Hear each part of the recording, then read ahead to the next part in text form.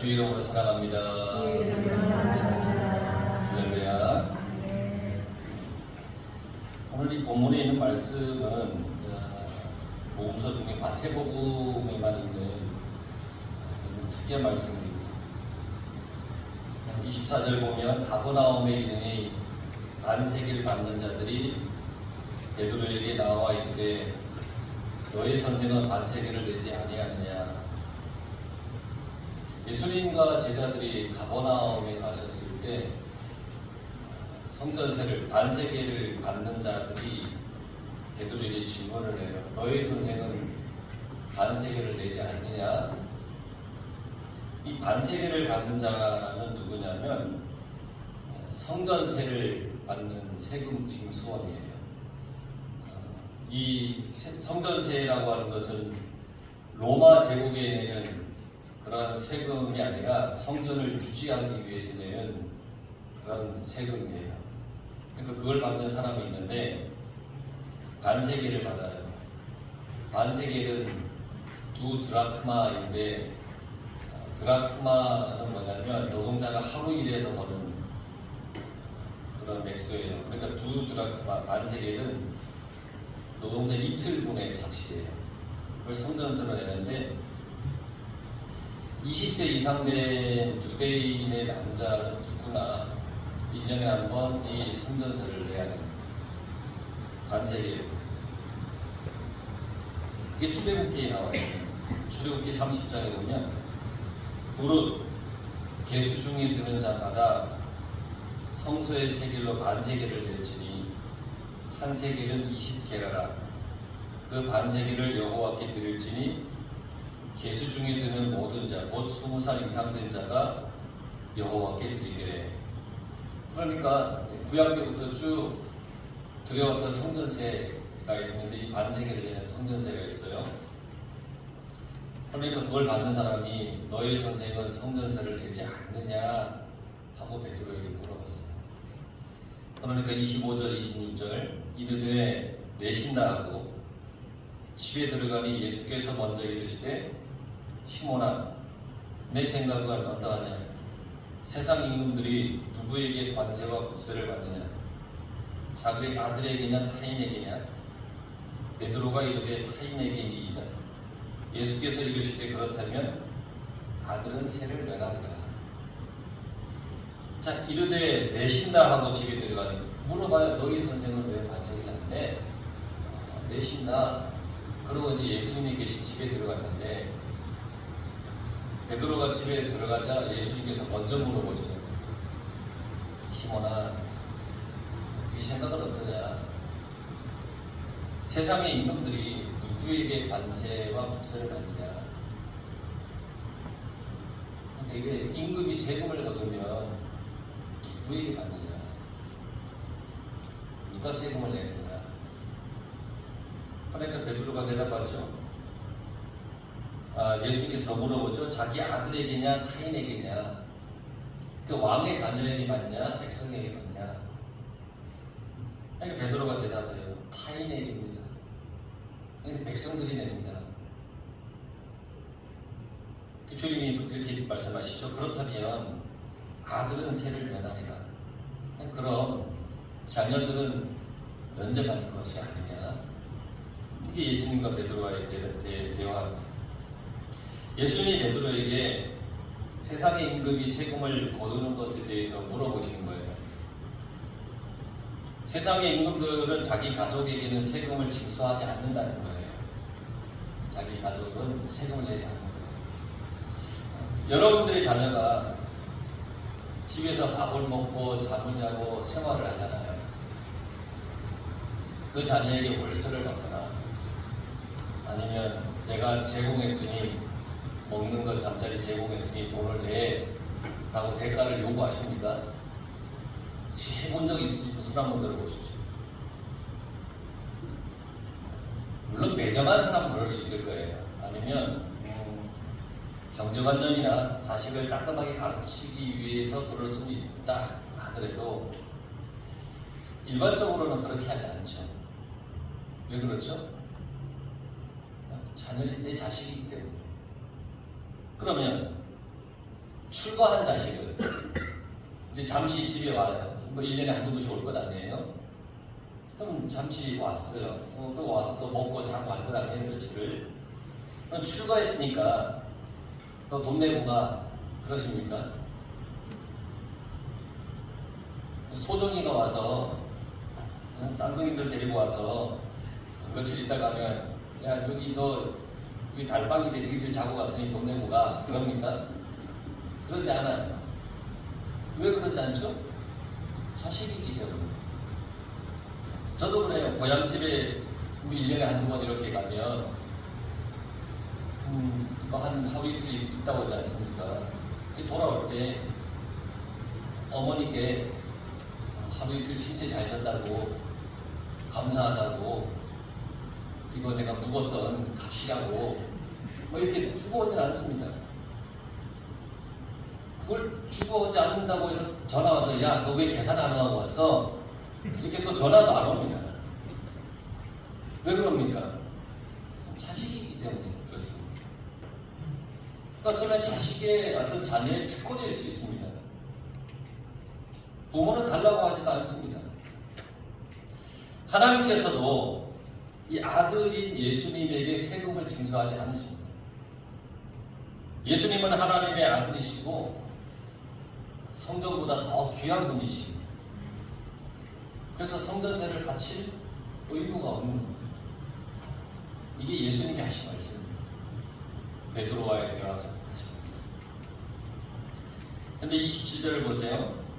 그러나 우리가 실족하지 않게 하기 위하여 네가 바다에 가서 낚시를 던져 먼저 오르는 고기를 가져 입을 열면 돈 한 세겔을 얻을 것이니 가져다가 나와 너를 위하여 주라 하십니다.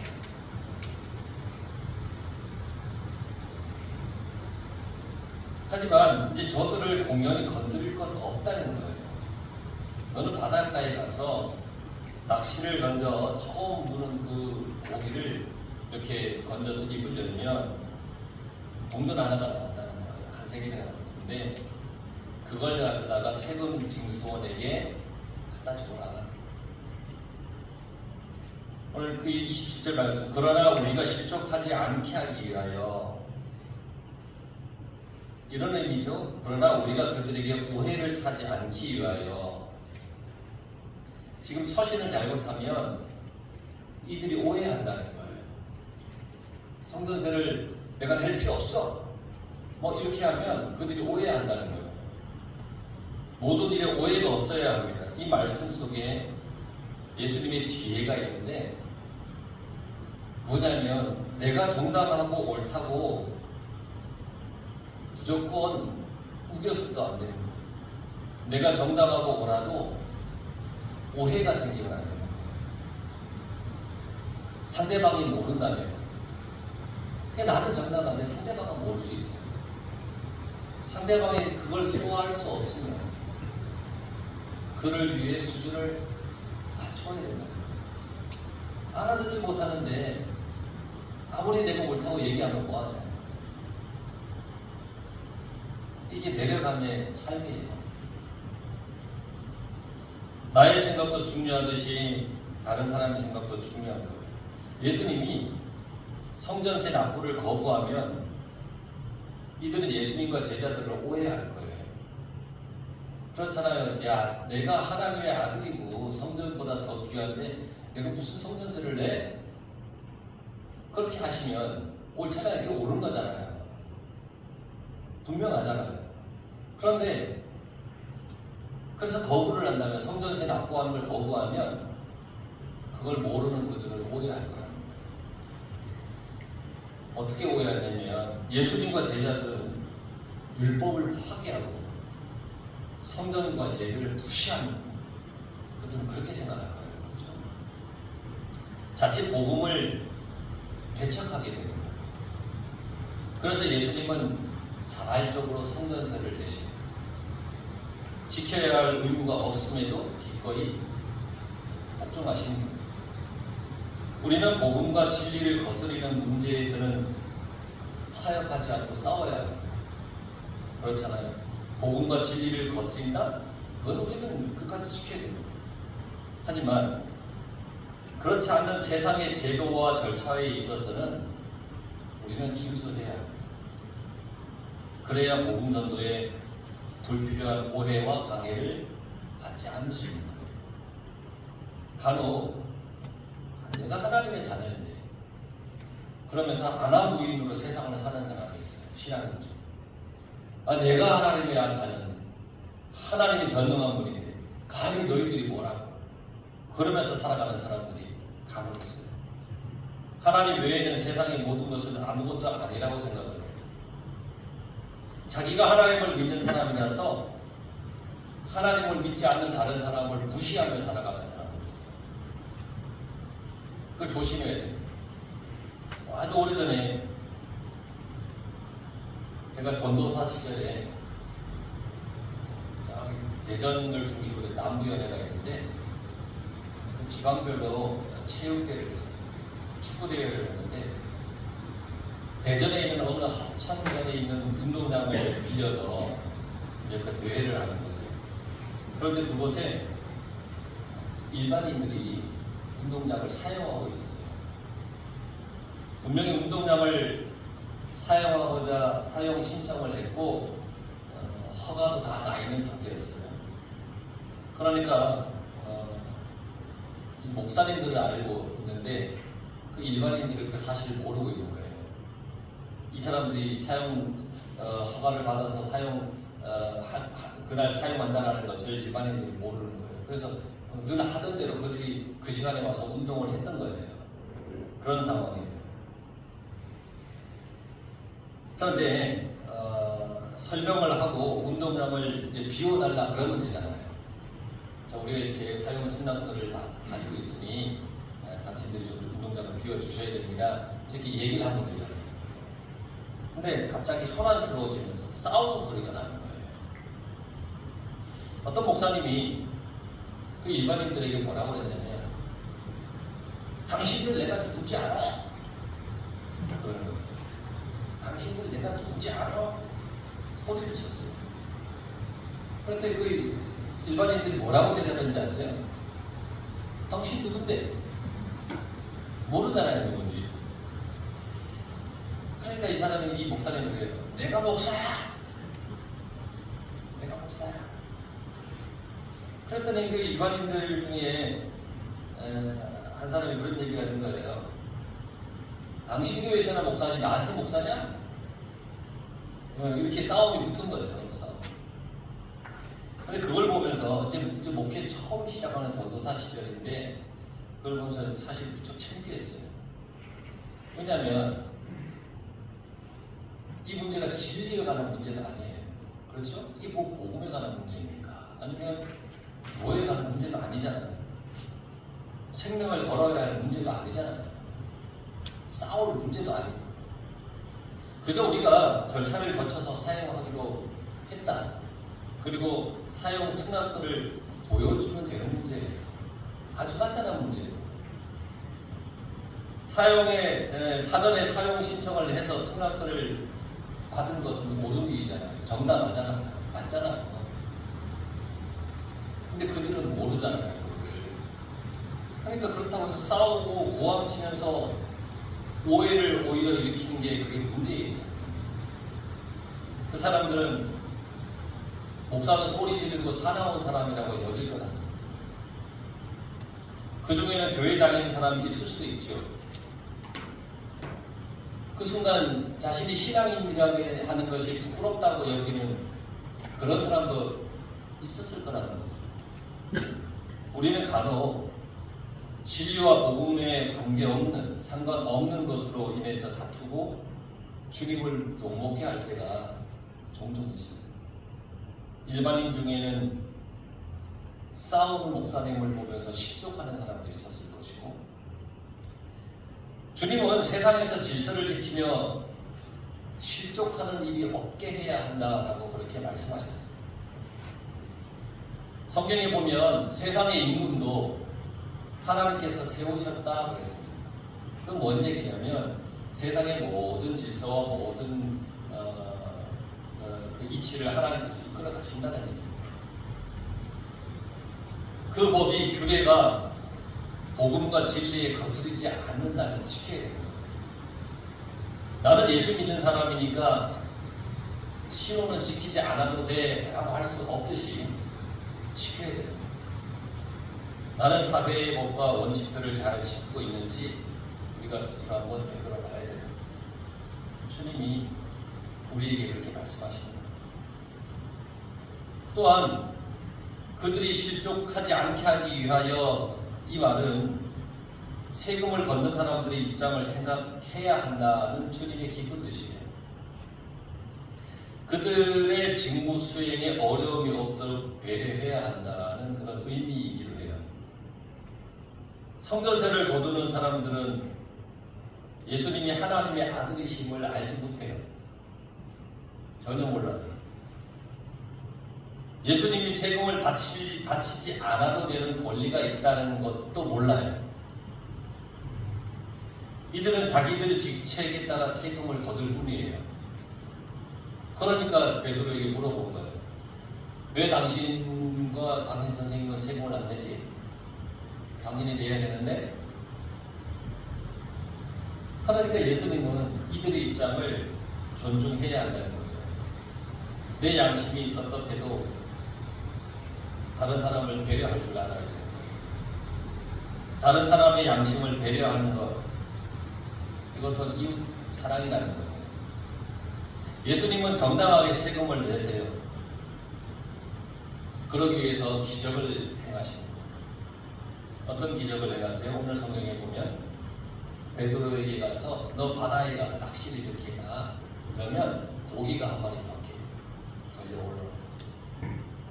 그 입을 열면 한 세겔이나 올 텐데 그걸 가지고 나와 너를 위하여 세금을 내라. 나와 너를 위하여 그걸 가져다가 세금 징수인에게 갖다 주어라. 그거면 충분할 것이다. 이 말씀을 보고 엉뚱한 사람은 이렇게 얘기를 해요. 세금 낼 때마다 가서 낚시해야 됩니다. 근데 그런 얘기가 아니잖아요. 예수님이 이제 베드로에게 세금을 낼 수 있도록 기적을 행하셨는데, 예수님은 물고기 입속도 다 아시는 거예요. 예수님은 물고기 입속에 동전을 넣었어요.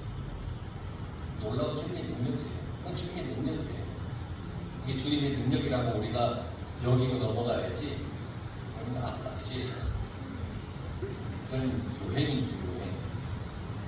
자, 예수님은 자신뿐 아니라 베드로의 문제까지 해결하셨습니다. 예수님은 자신과 베드로가 똑같이 반세겔씩 성전세를 내도록 하셨어요. 여러분, 예수님은 근본 하나님이시잖아요. 그러니까 성전세를 내지 않아도 되는 분이잖아요. 근데 베드로는 어때요? 근본적으로 죄인이잖아요. 사망에 처하는 사람, 죄악 가운데 있는. 그러니까 당연히 생명의 속전 성전세를 내야 하는 거잖아요. 그런데 예수님은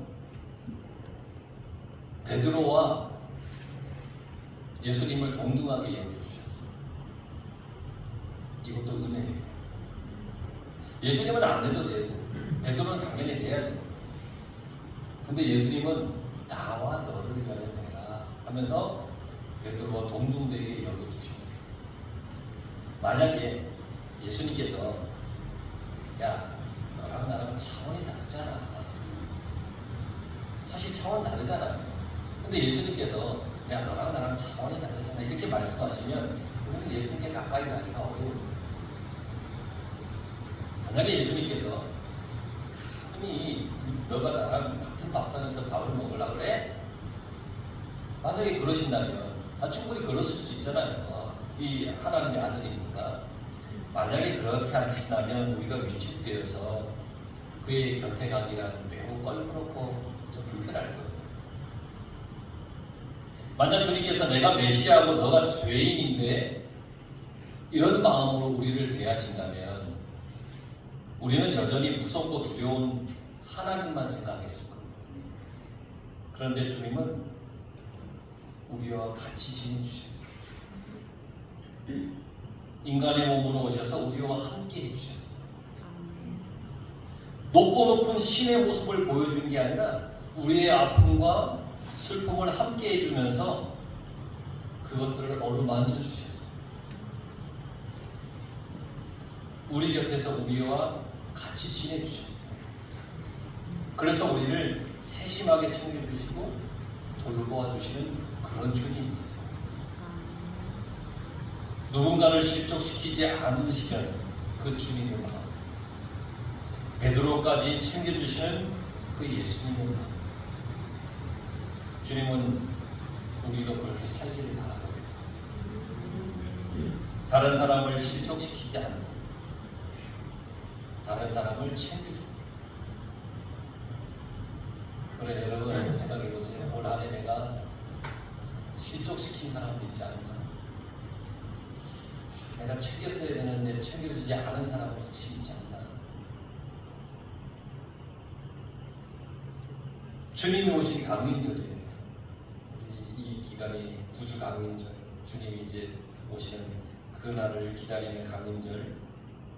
주님께서 우리에게 오신 그 뜻을 잘 깨달아서 우리도 주님의 마음으로 살아가야 합니다.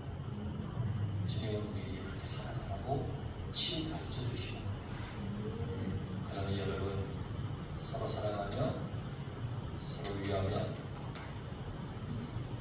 서로 잘 돌봐주고 그렇게 살아가는 여러분들의 인생이 되길 간절히 축원합니다. 기도하겠습니다.